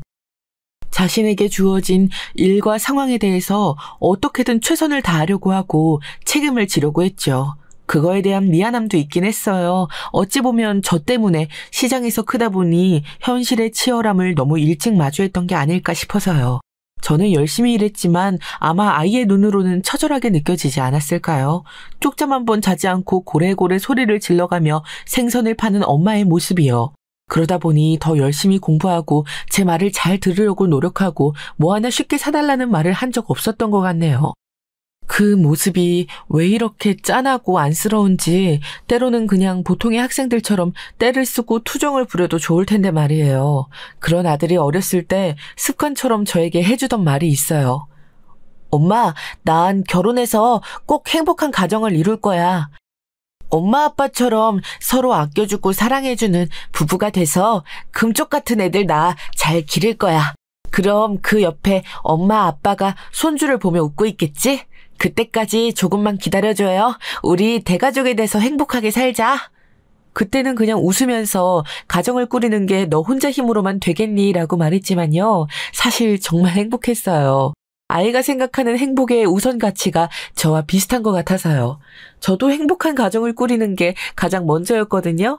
직업에서의 성공, 부의 축적 같은 게 삶의 목표가 아니라서 좋은 남편이 되고 근사한 아빠가 되는 게 목표라서 다행이란 생각이 들었습니다. 아이가 목표를 이룰 수 있도록 옆에서 물심양면으로 도와야겠다는 저의 또 다른 목표가 생긴 순간이었죠. 그런 아들이 어느새 30에 가까워진 나이가 됐을 즈음이었어요. 아들은 공무원 시험에 합격해서 시청에서 일하게 됐습니다. 처음으로 본 시험에 합격해서 공무원이 된 게 정말 자랑스러웠어요. 아들은 공무원 월급이 박봉이라면서 열심히 일해 빨리 진급하겠다고 큰 소리 쳤지만 저는 이미 합격한 것만으로도 충분히 행복했어요. 이제 우리 식구는 매일 아침 각자의 직장으로 출근하게 됐으니 모든 게 온전하고 충만하게 느껴졌습니다. 그렇게 얼마나 지났을 무렵 이모가 갑작스레 세상을 떠나게 되셨습니다. 가게에서 집으로 돌아가는 길에 갑작스런 심장마비로 돌아가셔서 임종도 못 본 제게는 너무나 황망한 이별이었어요. 결혼한 이후에도 한 달에 2-3번은 찾아뵙던 이모였는데 이젠 정말 딸로서 효도를 하고 싶었는데 항상 저를 기다려주지 않았던 시간은 이번에도 저를 앞서갔습니다. 당장 쓰러져 울음이 터질 것 같은 마음이었지만 애써 참으며 장례식장에서 손님들을 맞이했어요. 곧이어 아들이 도착했는데 모르는 여자분과 함께 왔더라고요. 우선 절을 하고 따로 인사를 나누었는데 알고 보니 아들이 만나던 여자더라고요. 얘기를 들었던 적이 없어서 다소 놀랐는데 자연스럽게 제게 인사를 건네와서 다행히 놀란 티를 내지 않고 인사할 수 있었습니다. 원래는 아들이 혼자 오려고 했는데 여자친구가 꼭 같이 와서 얼굴을 뵙고 싶다고 해서 어쩔 수 없이 함께 왔다는군요. 인사를 하러 온 건 고맙지만 밝게 인사를 건네는 모습을 보면서 다른 자리였으면 어떨까 싶긴 했습니다만 그래도 좋은 게 좋은 거라고 끝까지 웃는 얼굴로 배웅해 주었어요. 그 애를 먼저 보내고 나서 아들에게 물었습니다. 어떻게 만나게 된 친구고 결혼까지 생각하고 있는 거냐고요. 듣기로는 상사가 아는 동생이라면서 소개를 시켜주었는데 그때 알게 된 거라 하더군요. 사실 일이 바빠서 연애할 생각이 없었는데 상사가 자꾸 만나보라고 성화이기에 그냥 한번 보고 말 생각으로 자리에 나갔다고 하더라고요. 그런데 만나보니 마음에 들었던 거죠. 그 여자는 아들보다 2살이 어리고 소개해준 상사의 사촌이었어요. 아직 돈을 버는 일은 하지 않고 본인 쇼핑몰을 준비하고 있다고 들었습니다. 생긴 게 이쁘지 않았는데 쇼핑몰과 관련된 일을 하고 있다고 해서 수긍이 되더라고요. 그래도 본인 일을 준비하고 있으니 그걸로 됐다 싶었습니다. 아들 말로는 처음에 봤을 때는 좀 철없어 보이고 생각이 짧아 보여서 관심 없었는데 만나면 만날수록 밝고 에너지 넘치는 모습이 좋았다네요. 본인은 일 때문에 점점 찌들어가고 매사가 귀찮아지는데 그 애는 마치 세상이 자신을 중심으로 흘러가는 것처럼 생각하며 모든 일이 다 즐겁고 단순해 보여서 자신과 다른 그 점이 좋았대요. 굳이 직접적으로 말하진 않았지만 말하는 것만 봐도 내심 결혼까지 생각하고 있는 듯 했습니다. 뚜렷한 계획은 없지만 할 수 있으면 하고 싶다는 의견 같았죠. 아직 반년 정도 만난 사이이기에 결혼은 좀 이르다 싶었지만 아들이 너무 좋아하는 것 같아서 하고 싶으면 하라고 말했습니다. 30이면 본인이 알아서 선택할 때도 책임질 때도 됐으니까요. 조금만 더 생각해보겠다 하기에 알겠다고 대답했죠. 아들이 이제 장가갈 때가 됐다는 걸 피부로 느끼니 조금 더 빨리 돈을 모아야겠다는 조바심이 들더군요. 그래도 결혼할 때 미처는 대주고 싶어서 모아둔 돈이 있긴 하지만 조금이라도 더 해주고 싶은 게 부모의 마음이니까요. 남편은 노후 자금 생각해서 적당히 도와주자고 했지만 저는 냉장고 하나라도 더, 세탁기 하나라도 더 해주고 싶었는걸요. 그렇게 몇 달이 지나고 아들이 여자친구와 함께 밥을 먹자고 제안했습니다. 날짜를 잡았는데 그날은 남편 시간이 안 돼서 셋이 만났죠. 함께 고깃집에 가서 고기를 먹으며 이런저런 이야기를 나누었습니다. 그 애는 어릴 적 부모님이 이혼하신 뒤로 스스로 옷을 리폼해서 팔고 옷가게에서도 일하면서 용돈벌이를 했다고 하더라고요. 어릴 때부터 그렇게 일하는 게 쉽지 않은데 그 점은 참 대견하게 느껴졌어요. 그러면서 덧붙이는 말이 저는 꼭 성공할 거예요.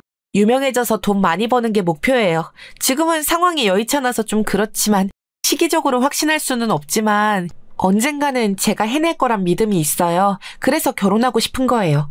결혼해서 안정적인 생활을 얻고 그 후에 쇼핑몰을 열면 좋겠다고 생각해서요. 쇼핑몰 일은 불규칙적이고 불안정한 일이니까요. 오빠가 옆에서 열심히 내줘야겠다고도 했고요. 그치, 오빠? 그 애 말에 아들은 제 눈치를 보면서 당황해하더라고요. 뭐 황당하긴 했지만 그게 다였어요. 본인이 내조를 어떻게 하겠다는 건지는 모르겠지만 계획이 있으니 그런 말을 했겠죠. 다만 결혼은 그저 안정적인 생활을 위해 결정했다는 것 같아서 마음에 걸리긴 했지만 제가 해석한 뜻은 아닐 거라 생각하며 넘겼죠. 그 만남이 있은 지 한 달 후 아들은 결혼식 날짜를 잡고 싶다고 말했습니다. 아들이 결혼을 결심하니 일은 순식간에 진행되었어요. 사돈댁은 편부모 가정이니 어머님만 모시고 상견례를 했고요. 물론 그때도 좀 언짢은 일이 있긴 했어요. 사돈댁이 뭐만 하면 돈, 계속 돈 얘기를 하셔서 좀 난감했거든요. 상견례 음식점 가격이 너무 비싸다느니, 식장은 싼 곳이었으면 좋겠다느니, 예단은 돈이 없어 못 드릴 것 같다느니 등등 모든 게 다 돈 문제로 귀결되니까 점점 듣기 싫어지더라고요. 저희도 형편이 넉넉지 않았지만 그렇다고 그렇게 돈 타령을 하진 않거든요. 신뢰가 되는 말이기도 하고요. 그런데 그 집은 일반적인 생각과 조금 다른 것 같았습니다.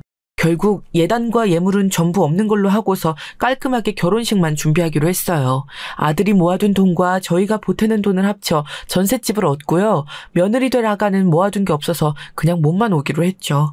그런 거 다 괜찮았어요. 없으면 없는 대로 있는 사람이 있는 상황에 맞춰서 준비하면 되는 거죠. 부부가 될 사이끼리 뭐가 그리 중요하겠어요. 그런데 문제는 한 번 그렇게 해주니까 점점 더 요구하는 게 많아지기 시작한 겁니다. 저희 집 상황 뻔히 알면서 혼주석에 앉을 신부 쪽 부모는 본인 한 명뿐인데 한복 한 벌 해주시면 안 되냐. 축의금은 오는 손님 수 상관없이 애들한테 다 주는 거 어떠냐. 반반씩 가질 수 있게. 결혼해서 2달간은 함께 살았으면 좋겠다. 본인은 혼자여서 딸과 떨어져 사는 게 갑작스럽고 쓸쓸하니 양해해 주시길 바란다 등등. 사전에 협의되지 않았던 부분들을 막무가내로 요구하는 겁니다. 그래서 저도 일일이 딱 잘라 말했죠. 저희가 금전적으로 무언가 해드리는 건 할 수 없고 요구도 안 해주셨으면 좋겠다고요. 그리고 축의는 원래 품앗이 개념이고 저희 쪽 하객수가 더 많을 예정이니 적당히 거둔 후에 아이들 용돈은 따로 주겠다고요. 전셋집은 딱 둘만 살 수 있을 정도의 크기로 구했으니 둘만 사는 신혼집으로만 생각했으면 좋겠다고도 말했죠. 너무 칼같이 거절했나 싶기도 했지만 그렇게 말해야 알아들으실 거라고 생각했습니다. 그런데 저희 거절이 며느리에겐 꽤나 섭섭하게 느껴졌었나 봅니다. 제가 그렇게 말한 뒤 전화 한 통을 걸어와서 이렇게 말하더라고요. 어머님, 저희 친정엄마 통해서 이야기 전달받았어요. 무슨 말씀인지 정말 잘 알겠습니다. 이해도 하고요. 그래도 마음은 사실 조금 섭섭하긴 해요. 한 번뿐인 결혼식에 다 저희 생각해서 하신 말씀이시기도 하고 귀엽게 부탁하신 건데 너무 냉철하게 거절하셔서요. 그렇게 안 보여도 저희 친정엄마가 사소한 말에도 잘 토라지시는 편이거든요. 다음부터는 조금만 더 양해 부탁드릴게요, 어머님. 아직도 저 말 생각하면 코웃음이 납니다. 본인 엄마가 잘 삐지니 저한테 말을 예쁘게 해달라는 거 아닙니까? 그게 아직 식도 올리기 전에 시엄마한테 할 얘긴가요? 저 같으면 밉보일까봐 그런 말은 절대 못했을 텐데요. 여러모로 대단한 아이란 생각이 들었습니다. 저도 양반 성격은 못 되는지라 평소 제 성격대로라면 들이받았을 텐데 식을 앞둔 터라 간신히 참았어요. 예정되어 있는 식은 웃는 얼굴로 잘 끝내야 하니까요. 그래서 사돈댁 기분을 상하게 했다면 죄송하고 다음부터는 조금 더 친절히 답하겠다고 말했습니다. 지금 생각하면 그때 혼냈어야 하는데 제가 지고 들어가는 모습을 보면서 아마 제가 본인의 발밑에 들어왔다고 생각한 것 같아요. 그때부터 저를 대하는 태도가 조금씩 바뀌기 시작했거든요. 결혼식을 올리고 난 후 반년 정도가 지났을 무렵이었습니다. 며느리는 식을 올린 이후 전화 한 통 없었고 아들만 몇 번 만날 수 있었어요. 신혼여행을 다녀온 후 집을 찾아왔을 때에도 아들 혼자였죠. 왜 며느리는 함께 안 왔냐고 물으니 갑자기 배가 아프다면서 안 가겠다고 했다 하더라고요. 본인도 좀 찜찜하고 화도 나는데 아프다고 하니 어쩔 수 없었다면서 죄송하다고 하더군요. 왠지 저도 속으론 꾀병이 아닐까 하는 생각이 들었지만 내색할 순 없었죠. 이런저런 이야기를 나누다가 남편이 아들에게 언제쯤 아이를 가질 생각이냐고 물었습니다. 항상 아이를 일찍 갖고 싶다고 말했던 터라 바로 가질 거라고 여겼거든요. 그런데 아들은 어쩐지 쉽게 답을 하지 않았습니다. 그러면서 아직은 잘 모르겠고 추후에 천천히 생각해 봐야겠다고 하더군요. 왜 그러냐고 물으니 아직은 신혼을 즐기고 싶다고만 말하더라고요. 뭐 충분히 그럴 수 있는 일이니까 그 당시엔 대수롭지 않게 생각했습니다. 그렇게 대수롭지 않게 여긴 시간이 흘러갔습니다. 어느 날 아들이 휴일을 맞이해서 며느리와 함께 집을 놀러 왔습니다. 오랜만에 보는 며느리가 반가워서 이것저것 반찬을 많이 해두었죠. 그런데 음식을 놓은 상을 보더니 며느리가 그러더군요. 어머니, 제가 말씀 안 드렸었나? 저 해산물 잘 못 먹어요. 냄새가 너무 지독해서요. 그냥 저희 나가서 외식하면 안 돼요? 근처에 소고기집 맛있는데 생겼다던데? 이미 상을 차린 터라 어찌할 바를 몰라서 당황하고 있었는데 아들이 굳은 표정으로 다가와서 며느리에게 말했습니다. 이제 와서 무슨 소리 하는 거야? 오늘 엄마가 상 차려주실 거라고도 미리 말했는데 그땐 아무 말 안 했잖아. 그리고 해산물 좋아했으면서 갑자기 싫다는 말 난 투정으로밖에 안 들려. 그냥 먹어 오늘은. 아들의 냉담한 반응에 기분이 상했는지 며느리는 방 안으로 들어가 문을 닫고 나오지 않았습니다. 당황하긴 했지만 그렇게까지 말할 거 있냐고 아들을 타박했더니 아무 말 하지 않더군요. 그날 어르고 달래봤지만 며느리는 끝내 밖으로 나오질 않았고 식구끼리 어색한 저녁 식사를 하게 되었죠. 그렇게 식사를 거의 마칠 때쯤 갑자기 초인종이 울리더군요. 누가 왔나 싶어서 나가보니 음식 배달원이더라고요. 우리는 음식 시킨 적 없다고 하니 그제서야 며느리가 방에서 나와 자기 거라고 하더군요. 그렇게 나와서 음식을 빼앗듯이 가져가서는 다시 방 안으로 쏙 들어가 버렸습니다. 남편과 저는 이 광경이 어이없어 가만히 보고 있었고 아들만 한숨을 푹 내쉬었죠. 저희에게 죄송하다면서 바로 가겠다고 했죠. 아들은 곧장 방으로 들어가 며느리를 끌고 나왔습니다. 며느리는 밥은 먹고 가야 하지 않겠냐며 자기를 굶기는 거냐고 고래고래 소리를 지르더군요. 발로 온갖 물건을 차대면서요. 며느리의 그런 면은 처음 봐서 너무나 당황스럽고 놀라웠습니다. 시장에서 오래 일하며 별별 꼴을 다 봤는데도 며느리가 보여준 모습은 그야말로 정신이 나간 사람 같았어요. 그런데 아들은 그런 모습이 익숙한지 아무렇지 않게 데리고 나가더라고요. 그날 남편과 이만저만 걱정이 아니었습니다. 우리가 아는 정상적인 부부의 모습이라고 하기엔 많이 부자연스럽거든요. 아들에게 이런 걱정을 내비추는 게 맞는 건지 아니면 부부 사이 문제는 본인들이 알아서 해결할 때까지 기다려줘야 하는 게 맞는 건지 답을 내리기 어려웠습니다. 그렇지만 아들을 믿기 때문에 우선은 그저 기다리기로 했습니다. 그런데 그 다음날 며느리가 갑자기 집으로 찾아왔습니다. 알고 보니 급하게 집에 가느라 짐을 두고 간 모양이더라고요. 당시 남편이 없고 저 혼자만 있었는데요. 그날 며느리의 눈빛은 아무도 모를 겁니다. 정말이지 살기가 느껴지더라고요. 저를 바라보는 그 눈빛은 그야말로 원수를 진 눈빛이었어요. 제가 잘못을 했으면 그러려니 할 텐데 그런 게 아니니 의아할 따름이었습니다. 끝까지 저를 째려보면서 짐을 챙기고 인사 없이 나가려고 하기에 더는 못 참겠다 싶어서 붙잡고서 물었죠. 얘야, 말 좀 해보자. 너 지금 일부러 나 똑바로 노려보고 화낸 거 티내려고 물건 턱턱 던지고 인사도 없이 집에 가려는 거 다 안다? 기분이 상한 게 있으면 말을 해줘야지. 가족한테 그런 식으로 티내서 되겠니? 아무리 어려도 말이야. 기분이 태도가 되면 안 되잖아. 뭐 때문에 그러는지 말을 해라. 어머님, 꼭 말을 해야 아시겠어요? 그것부터가 이미 기분이 상하는 포인트예요. 그래도 말씀드릴게요. 제가 어제 그 꼴을 당했는데도 오늘 절 보고서 괜찮냐는 말 한마디 없으셨잖아요. 이런 말까지 안 하려고 했는데 저 해산물 싫어하게 된 거 어머님 때문이에요. 어머님 탓에서 나는 그 생선 비린내 때문에요. 근데 저 여태 참고 지낸 거예요. 그럼 저한테 어떻게 그러실 수 있어요? 저는 도무지 이해가 안 돼요. 배려라는 게 아예 없는 건지 말이에요. 어이가 없어서 입이 안 다물어지는데 며느리는 그게 제가 할 말이 없는 유구무원이라 그런 줄 아는 건지 쌩 하며 나가버리더군요. 다리에 힘이 풀려서 그 자리에 주저앉았는데 청승맞게 눈물이 나더군요. 저런 소리를 들으려고 여태껏 그렇게 열심히 살아왔나 싶더라고요. 원래의 저 같았으면 맞받아치면서 한 소리 크게 했을 텐데 사람이 너무 당황스럽고 황당하면 아무 말도 안 나오더라고요. 남사스러워서 이 얘기를 어디에 할 수도 없고 그저 속으로 끙끙 앓았죠. 처음엔 제 신세가 딱하고 슬펐는데 시간이 지날수록 감정이 모든 분노로 변하더군요. 어떻게 저렇게 막대 먹은 애가 있을 수 있지 싶었어요. 저에게도 이럴 정도인데 아들에게는 얼마나 뻔뻔하고 황당하게 나올지 예감조차 할 수 없었습니다. 그래서 곧장 아들을 불러 이야기했어요. 대체 며느리와 무슨 일이 있냐고요. 아들은 여전히 아무 말 하지 않았습니다. 제 생각엔 분명 문제가 있는데 아무 말 안 하는 것 보니 감추고 싶어 하는 것 같다고 말했어요. 그러면서 만약 이혼을 하겠다고 하면 말리지 않겠다고 덧붙였습니다. 그러자 아들이 저에게 폭탄 같은 말을 하나 던지더라고요. 와이프, 임신했어요. 엊그제 들었어요. 저도 이제 막 2달 됐다고 하더라고요. 임신이라니. 원래 같았으면 너무나 행복하고 감격스러운 소식일 텐데 어쩐지 그 순간에 듣는 임신 소식은 절망에 가깝더라고요. 그 사실을 안 아들은 어떻게든 정을 붙이고 살 생각처럼 보였습니다. 저랑 남편도 더 이상 아무 말도 할 수 없었어요. 입을 닫아버린 저희를 보면서 아들은 또다시 사과를 하면서 짤막하게 상황에 대해 말해주었습니다. 결혼을 준비하면서부터 며느리의 행동이 완전히 바뀌었다고 하더라고요.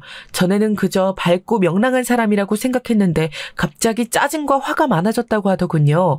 결혼하면 나아지겠지 싶었는데 그러질 않아서 지금 대화도 많이 나눠보고 조금씩 맞춰가고 있다고 했습니다. 예상은 했지만 막상 다툼이 잦다고 하니 마음이 아프긴 하더라고요. 뭐라 해줄 수 있는 말이 없어서 그저 슬기롭게 헤쳐나가라 라고만 했습니다. 조용히 고개를 끄덕이는 아들을 보면서 눈물이 나왔지만 꼭 참았죠. 맘 같아선 아들을 힘들게 하는 며느리를 붙잡고 한 소리 하고 싶었지만 그럴 수 없어서 너무나 답답했어요. 밤에 악몽을 꿀 지경이었으니까요. 며느리의 임신 소식을 들은 지 2주 후 그토록 걱정하던 일이 터지게 됐습니다. 여느 날처럼 시장에서 생선을 팔고 있는데 며느리에게 연락이 왔습니다. 임신 소식 들었냐고. 임신하고 나니까 이것저것 먹고 싶은 게 많아져서 용돈이 필요하다는 문자였습니다. 용돈을 달라는 노골적인 문자에 헛웃음이 나왔어요. 그렇지만 언젠가 용돈을 한번 주려고 하기도 했으니 그냥 이때 한 번에 해결하자는 마음이 들었습니다.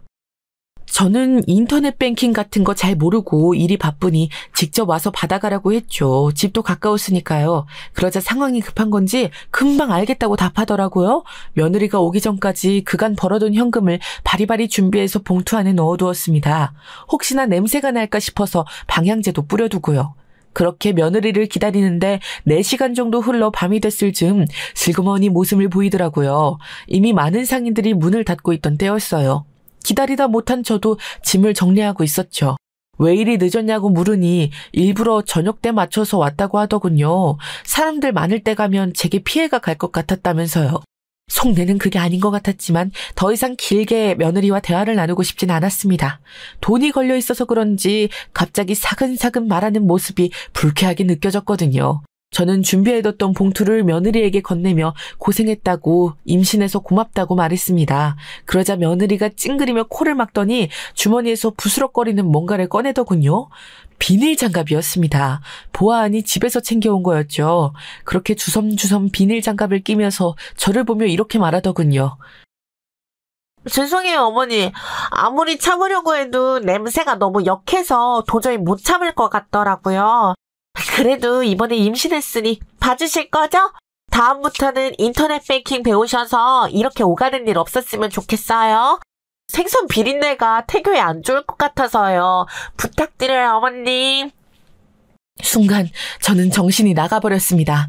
눈을 제대로 떠보니 제가 어느 순간 며느리의 뺨을 치고선 쓰러뜨려 발로 밟고 있더라고요. 주변 사람들이 말렸으니 망정이지 잘못했으면 크게 다칠 뻔했죠. 며느리는 울면서 일어나 저를 고소하겠다며 큰 소리를 쳤습니다. 저는 사과를 하려다가 도저히 입 밖으로 미안하단 말이 안 나와서 아무 말도 하지 않았어요. 분명 잘못한 게 맞지만 그 당시 그 순간에는 어떤 말도 하고 싶지 않았습니다. 다만 배가 아프다는 소리에 병원에는 데려가야 할 것 같아서 억지로 끌고 함께 택시를 탔어요. 싫다고 난리를 치는 거 팔을 꽉 붙들고 태워갔죠. 그렇게 병원에 도착해서 검사를 받았습니다. 그런데 정말이지 거짓말처럼 며느리가 유산을 했다는 소식을 들었습니다. 제가 배를 친 게 화근이 돼서 유산이 된 거였어요. 겉으로는 크게 다치지 않아서 별일이 없을 거라 생각했는데 하필 유산이라니. 너무나 후회스럽고 제 자신이 한심하게 느껴져서 아무것도 할 수 없었어요. 어찌됐든 폭력을 저지른 건 죄니까요. 며느리가 다쳤다는 제 연락을 받은 남편과 아들이 곧장 병원으로 왔습니다. 울고 있던 며느리를 지나쳐 곧장 의자에 앉은 저에게 다가왔습니다. 그러면서 제게 괜찮냐고 묻더군요. 이에 며느린 화가 났는지 아들을 붙잡고선 또다시 소리를 질러댔습니다.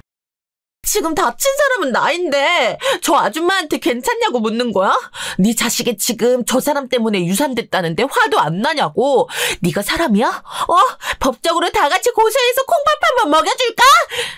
고소해. 대신 나도 똑같이 고소할 거야. 네 뱃속에 있던 애, 내 애 아닌 거 다 알아. 그간 외도한 거 책임 물을 거고 여태까지 나 폭행했던 것도 폭행죄로 물을 거야.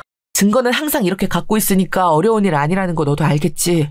그 말을 하면서 아들이 소매를 걷어붙이는데 너무 놀라서 뒤로 쓰러질 뻔했습니다. 아들이 팔이 온통 멍으로 가득하더라고요. 그간 며느리가 아들의 몸을 비틀고 꼬집어서 멍들게 해왔더라고요. 얼마나 세게 괴롭혔으면 거의 모든 상처가 피멍 정도로 새빨갛게 변해 있었어요. 아들의 말에 며느린 당황하면서 네 애인데 무슨 소리 하느냐고 맞받아쳤습니다. 네 뱃속에 애가 자기 애라고 주장하는 남자랑도 따로 연락해서 만났어. 알고 보니 나랑 결혼하기 전부터 사실혼 관계였는데 직업이 없어서 네가 헤어지자 했다며. 그러면서 여태까지 관계를 이어오고 있었고 내가 몰랐을 것 같아? 다 알면서도 어떻게든 이 결혼생활 유지하려고 참았던 거야. 그런데도 넌 뻔뻔하게 나한테 사업자금을 대달라 하고 툭하면 언어폭력에 육체적 폭력까지 일삼았지. 더는 나도 못 참아. 누구 죄가 더 큰지 법적으로 따져보자고. 우선 우리 집에서 짐 챙겨서 당장 나가. 유산했든 안 했든 그건 내 알 바 아니니까 알아서 몸 잘 챙기고. 그제서야 며느리는 사태의 심각성을 안 건지 아들의 팔을 잡고 늘어지기 시작했습니다. 잘못했다면서 무릎까지 꿇더라고요. 하지만 아들은 눈길 한번 주지 않고 저와 남편을 데리고선 병원 밖으로 나섰습니다. 그 와중에 마지막까지 병원비라도 내달라는 며느리의 외침이 아직까지 잊혀지질 않네요. 밖에 나온 아들은 아이처럼 엉엉 울었어요. 어떻게든 잘 사는 모습 보여드리고 싶었는데 실망시키고 싶지 않아서 여태 참았는데 결국엔 못난 모습 보여서 죄송하다고, 자기가 잘못 생각하고 잘못 선택한 것 같다고 말했습니다. 그 말에 남편도 저도 결국 눈물을 보일 수밖에 없었어요. 저희도 아들을 꼭 껴안고선 미안하다고 말했습니다. 여태 많이 힘들었을 텐데 부모가 되어 아무런 힘이 못 되어줘서요. 그러자 한참을 울던 아들은 힘이 되어줬으니까 여태까지 내가 버틸 수 있었던 거야. 엄마, 아빠, 솔직히 말하면 유산됐다는 소식 듣고 기뻤어. 난 바보처럼 내가 책임질 생각만 했는데 그 소식 듣고 좋아하는 내 모습 보면서 징그럽다고 생각하면서도 그게 내 본심이란 걸 깨달았어. 자꾸만 책임지려고 하는 게 내 본심이 아니라는 걸, 나에게도 힘든 일이었다는 걸 안 거야. 이런 말 싫겠지만 사실 고마워, 엄마. 엄마 덕분에 내가 정신 차리고 끝낼 수 있었어. 미안해. 그리고 고마워. 고맙다는 아들의 말에 그저 울 수밖에 없었어요. 나처럼 못난 엄마를 두어서 미안하다고 하려고 했는데 말이에요. 그렇게 우리는 밤새 서로를 붙들고 눈물을 쏟아내었습니다. 그 뒤로 아들은 결국 이혼을 했고 며느리였던 그 여자는 모든 짐을 챙겨 집에서 쫓겨나듯 나갔습니다. 사도는 그 와중에 분위기 파악을 못했는지 아들에게 전화를 해서는 본인 애가 아니면 어떠냐, 결혼 생활 중에 임신했으면 신랑이 책임져야지와 같은 막말을 퍼부었다고 들었습니다만 아들이 이번에는 가만히 듣고만 있지 않고 하고 싶은 말 다 하면서 똑같이 막말을 해줬다고 했으니 그래도 속은 시원했습니다. 알고 보니 그 여자를 소개해준 아들의 상사도 그 여자가 집안 내 골칫거리여서 어떻게든 해결해보고자 하는 마음이었대요. 그래서 주위에서 제일 괜찮아 보이는 직원, 그러니까 제 아들에게 소개시켜주게 된 거라고 하더라고요.